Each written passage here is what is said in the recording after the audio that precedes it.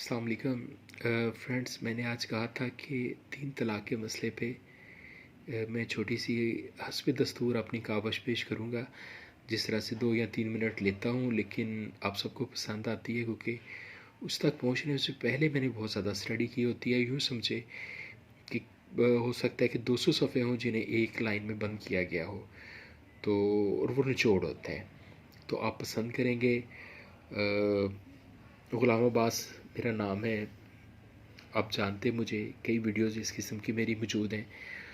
تو میں اس کو صرف شرعی لحاظ سے پہلو پہ ہم ڈسکس کریں گے، گزارشات پیش کریں گے.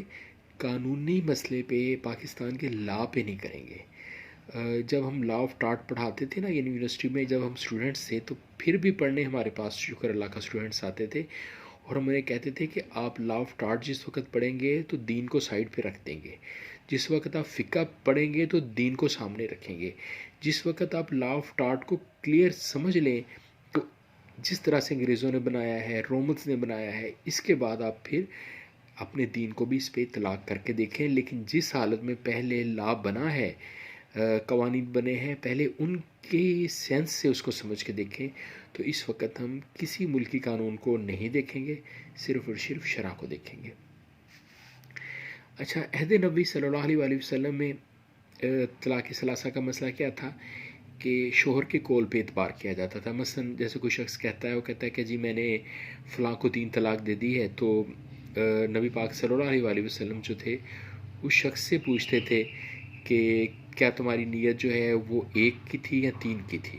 تو اگر وہ کہے کہ 1 کی تھی تو اسے 1 کاؤنٹ کیا جاتا تھا، اگر 3 کی تھی تو پھر 3. ان تینوں ایسی حالت میں وزن کس پہ ہے؟ شوہر پہ ہے کہ وہ سچ کا بیان دیں. وزن کس پہ؟ شوہر پہ ہے.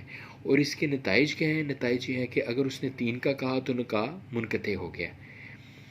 اچھا، اس کے بعد میں عہد عمر فاروق رضی اللہ تعالیٰ عنہ، اس میں اجماع امت کا درجہ یہ معاملہ اختیار کر گیا. وہ کس طرح سے کہ حضرت عمر فاروق رضی اللہ تعالیٰ عنہ کے دور میں جو شخص 3 طلاق دیتا تھا اسے تعزیر میں سزا دی جاتی تھی کوڑوں کی، اور نتائج یہ ہوتے تھے کہ طلاق جو تھی وہ منطبق کر دی جاتی تھی، یعنی کہ رشتہ ازدواج ختم کر دیا جاتا تھا. اس پہ تمام امت کا اجماع ہوا اور چاروں کے چارے جو ہیں اہل سنت کے جتنے بھی مکاتب ہیں، چاروں کا اس پہ اجماع ہے. کوئی ایک بھی مسلک یا مدرسہ ایسا نہیں جو اس سے ڈیفرنٹ ویو لیتا ہو. یوں اسے اجماع امت کا درجہ حاصل ہے. اور یہی اس وقت ہے، جو شخص اپنی بیوی کو 3 دفعہ اکٹھی ایک مجلس میں طلاق دے گا، وہ طلاق کے بعد پھر رجوع اس طور سے پاسبل نہیں جس طرح سے طلاق حسن یا احسن میں ہوتا ہے. یہ طلاق مکمل ہو چکی ہے. اور یہ ذہن میں رکھا جائے کہ لیکن وہ شخص جو ہے وہ قابل تعزیر ہے. مثلا ہم کہہ سکتے ہیں کہ ایسے شخص کو 5 سال 4 سال 3 سال کی سزا دی جائے جس نے اللہ کی کتاب کے بتائے ہوئے طریقے کی خلاف ورزی کی، لیکن طلاق واقع ہو جائے گی. کس سبق سے اس چیز کا یہی سوال کا جواب ہے. اچھا، اہل تشیع 3 طلاق اکٹھی دینے کو تسلیم نہیں کرتے. اہل حدیث ایک حدیث کا روایت بیان کرتے ہیں، لیکن نبی پاک صلی اللہ علیہ وآلہ وسلم کے دور مبارک سے یا اجماع امت سے وہ کچھ نہیں لیتے. اور کچھ میری تحقیق اقسام طلاق سے متعلق یہ تھوڑی ڈیفرنٹ رخ میں ہے. لوگ کہتے ہیں رجعی اور بائن، میں کہتا ہوں 3 ہیں: رجعی، بائن اور مغلظہ. رجعی کیا ہے؟ اس کے 2 ہیں جن میں رجوع ہو سکتا ہے: احسن اور حسن. احسن مطلب بہت اچھا، حسن مطلب اچھا. احسن کیا ہے کہ پاکی کے زمانے میں، یعنی کہ جو اس کے پاکی کے 14 دن 15 دن جو اللہ تعالیٰ نے رکھے ہیں، 20 دن جو رکھے ہیں، اس پورے پیریڈ میں ایک دوسرے اس کے ساتھ وہ صحبت نہ کی گئی ہو. اس کے بعد اس حالت میں اسے طلاق دیتے ہوئے جبکہ اس پورے پیریڈ میں اسے صحبت نہ کی گئی ہو تو پھر 3 طہر یوں گزار دیے جائیں.